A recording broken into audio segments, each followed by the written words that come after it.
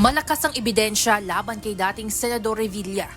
Yan ang pinaninindigan ng Office of the Ombudsman sa kabila ng pagpayag ng Sandigan Bayan 3rd Division na makapagpiyansa ang dating mambabatas sa kasong malversation. Sa pahayag na inilabas ng Office of the Ombudsman, iginagalang nila ang naging ruling ng hukuman. Ngunit nagtitiwala sila sa kanilang mga investigasyon laban rito. Isinasangkot si former Senator Revilla bilang proponent at nakinabang sa umano'y Ghost Flood Control Project sa Pandi, Bulacan na nagkakahalaga ng 92.8 million pesos.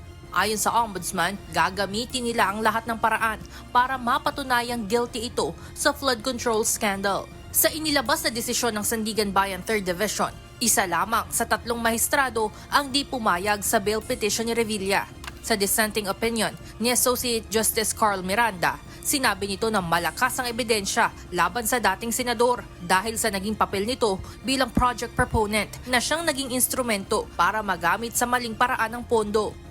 Ngunit dahil mayorya ng mga maestrado ang pumayag sa bail petition, personal na naglagak ng 1 million peso cash bond si Revilla hapon ng July 31 at sa kaparehong araw ay nakalaya rin mula sa New Quezon City Jail sa Payatas.